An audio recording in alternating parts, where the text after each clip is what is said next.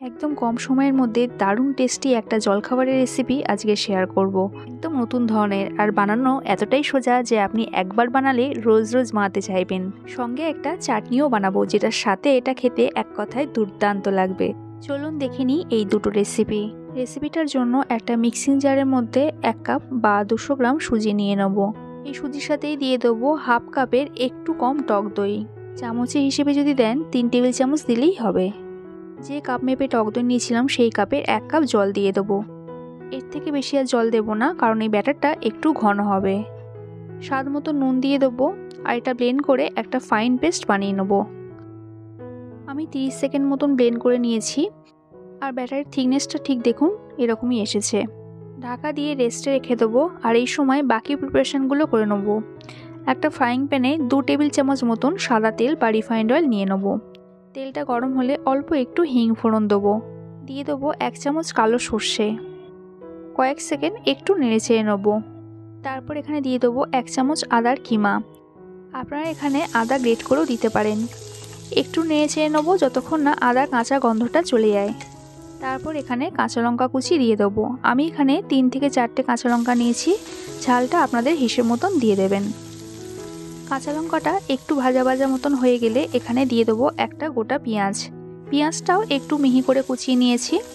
পেঁয়াজটা খুব একটা বেশি লালচে করে ভাজবো না, একটু কালারটা চেঞ্জ না হওয়া পর্যন্ত নেড়ে চেড়ে নেবো। পেঁয়াজটা আগের থেকে একটু সফট হয়ে গেছে। এই সময় এখানে একটু কারি পাতা দিয়ে দেবো। কারি পাতা যদি না থাকে তাহলে একটু ধনেপাতা কুচিও দিয়ে দিতে পারেন।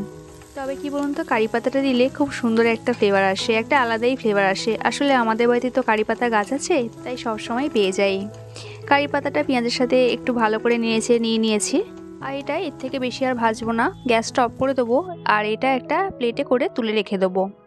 ফ্রাইং প্যানটা আর মাজার দরকার নেই, ওই ফ্রাইং প্যানের মধ্যেই আরও 2 টেবিল চামচ সাদা তেল বা রিফাইন্ড অয়েল দিয়ে দেবো। তেলটা গরম হলে এখানে দিয়ে দেবো 1 চামচ গোটা জিরে আর 1 চামচ কালো সর্ষে। লো ফ্লেমে কয়েক সেকেন্ড একটু ফোড়নটা নিয়ে নেবো যতক্ষণ না ফোড়ন থেকে একটু সুন্দর গন্ধ বেরোচ্ছে। তারপর এখানে আবারও একটু কারি পাতা দিয়ে দেবো। এটা আসলে একটা সাউথের রেসিপি, তাই কারি পাতাটা সবেতেই ব্যবহার হয়। এর সঙ্গে 2টো কাঁচা লঙ্কা দিয়ে দিয়েছি আর দিয়ে দিয়েছি 6 থেকে 7 কোয়া রসুন আর হাফ ইঞ্চি মতন আদা। হাই ফ্লেমে এগুলো একটু ভেজে নেবো যতক্ষণ না রসুন আর আদার গায়ে হালকা লালচে কালার চলে আসছে। এই চাটনিটা খুব টেস্টি হয়। এটা আপনারা ব্রেড দিয়েও খেতে পারেন কিংবা স্যান্ডউইচ বানানোর সময়ও ব্যবহার করতে পারেন। এরপর এখানে একটা পেঁয়াজ স্লাইস করে দিয়ে দেবো। সঙ্গে দিয়ে দেবো একটা মিডিয়াম সাইজের টমেটো। স্বাদ মতো নুন দিয়ে দেবো আর সঙ্গে দিয়ে দেবো হাফ চামচ মতন কাশ্মীরি লঙ্কার গুঁড়ো। কাশ্মীরি লঙ্কার গুঁড়োটা এখানে অপশনাল, এটা জাস্ট কালারের জন্য। এতে স্বাদে কোনো রকম ডিফারেন্স আসবে না, চাইলে আপনারা এটা স্কিপ করতে পারেন। হাই ফ্লেমে সব উপকরণগুলো একটু ভালো করে মিশিয়ে নেবো এবং 1 মিনিট মতন কুক করে নেবো। গ্যাসটা অফ করে দেবো আর এটা ঠান্ডা করে মিক্সার গ্রাইন্ডারে ব্লেন্ড করলেই আমাদের সসটা একদম রেডি। আর এটা ব্লেন্ড করার সময় কিন্তু জল একটুও দেবেন না, এমনিতেই পেস্টটা রেডি হয়ে যাবে। চাটনিটা এরকম একটা বাটিতে ঢেলে আলাদা করে রেখে দেবো। অপরদিকে সুজিটা দেখে নেবো। আর আগে থেকে সুজিটা আর একটু বেশি ঘন হয়ে গেছে। এই রেসিপিটার জন্য ব্যাটারটা কিন্তু এরকম ঘনই লাগবে, জল কিন্তু দেবেন না। প্লেটে করে পেঁয়াজ লঙ্কা ভাজা যেটা তুলে রেখেছিলাম সেটা এবার এই ব্যাটারের মধ্যে দিয়ে দেবো।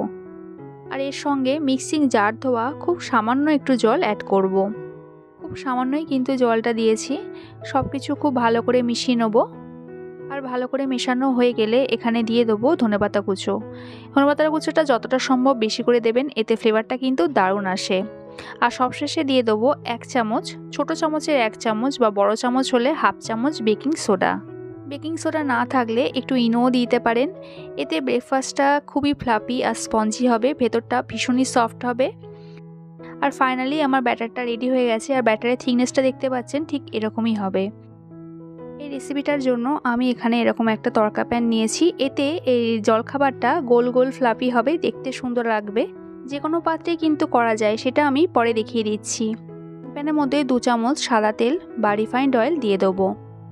তেলটা গরম হয়ে গেলে গ্যাসের ফ্লেমটা একদম লোতে রেখে ব্যাটারটা দিয়ে দেবো। এখানে আমি 1 হাতা মতন ব্যাটার দিয়েছি। ব্যাটারটা দেওয়ার পর ওপরটা জাস্ট এরকম একটু সেট করে দিলাম। বেশি কিছু করার দরকার নেই, যেহেতু প্যানটা ছোট আর গোল, এই রেসিপিটাও গোলই হবে। লো ফ্লেমে 1 মিনিট পর্যন্ত রাখতে হবে একদিকটা হওয়ার জন্য। আর এই রেসিপিটা পুরোটাই লো ফ্লেমেই করতে হবে, মিডিয়াম বা হাই ফ্লেম একদমই করা যাবে না। আর যখন দেখবেন ওপরটা এরকম ছিদ্র ছিদ্রযুক্ত হয়ে গেছে তখন একটা চামচের সাহায্যে সাবধানে উল্টে দিতে হবে। খুন্তি বা স্প্যাচুলা দিয়ে এটা কিন্তু ঠিকঠাক উল্টানো যাবে না। 1 চামচ রিফাইন্ড অয়েল এরকম চারধারে স্প্রেড করে দেবো।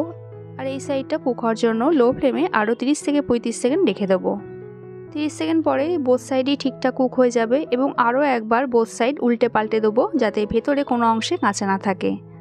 আর এখানে আমার একটা রেডি আজকের রেসিপি বান ধোসা। হ্যাঁ, এটা খেতে অনেকটা ধোসার মতনই, কিন্তু দেখতে অনেকটা বান রুটি যেরকম গোল গোল ফ্লাপি হয় না, ঠিক সেরকমই দেখতে হয়। দারুণ লাগে দেখতে, খেতেও দারুণ হয়। একটা করে আপনাদের দেখিয়ে দিচ্ছি। শুধু একটু খেয়াল রাখবেন গ্যাসের ফ্লেমটা একদম লোতে রাখতে হবে। আর প্রথম সাইডটা হওয়ার জন্য 1 মিনিট আর পরের সাইডটা কুক হওয়ার জন্য 30 থেকে 35 সেকেন্ড রাখলেই হবে।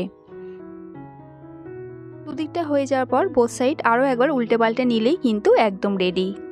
বানানো কিন্তু ভীষণই সহজ আর সময়টাও খুবই কম লাগে। এবার আমি ফ্রাইং প্যানে করে দেখাচ্ছি।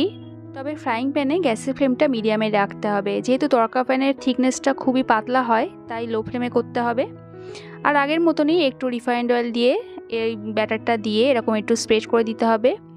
সময়টা একই লাগবে আর খেতেও কিন্তু একই হবে, শুধু দেখতে গোল গোল হবে না এই আর কি, এটা একটু ফ্ল্যাট হবে। ফ্রাইং প্যান ছাড়াও আপনারা এটা কড়াইয়ের মধ্যে কিংবা আপ্পাম প্যানের মধ্যেও করতে পারেন, যেটা আপনাদের কাছে থাকবে, যে পাত্র আপনাদের কাছে থাকবে সেটাতেই এই রেসিপিটা করতে পারেন। তাহলে দেখতেই পেলেন মাত্র 1 কাপ সুজি দিয়ে কত কম সময়ে আর কত সহজে এই রেসিপিটা তৈরি হয়ে গেল। আর 1 পিস বান ধোসা নিয়ে আপনাদের দেখিয়ে দিচ্ছি, দেখুন বোথ সাইড দেখুন কত সুন্দর হয়েছে। আর এটা একটা কেটে দেখিয়ে দিচ্ছি আপনাদের, দেখুন বাইরেটা না ক্রিস্পি হয় আর ভেতরটা ভীষণ সফট হয়। আজ যে চাটনিটা তৈরি করেছিলাম সেই চাটনিটা দিয়ে এই বান ধোসাটা খেতে এক কথায় দুর্দান্ত লাগে। বাড়িতে অবশ্যই একবার হলেও এই দুটো রেসিপি ট্রাই করবেন, আশা করি আপনাদের খুব ভালো লাগবে। আমার আজকের এই রেসিপিটা ভালো লাগলে লাইক কমেন্ট করবেন আর আমার চ্যানেল নতুন হলে চ্যানেলটা সাবস্ক্রাইব করার অনুরোধ রইল। দেখা হচ্ছে আবার এক নতুন রেসিপির সাথে। সবাই সুস্থ থাকবেন, ভালো থাকবেন।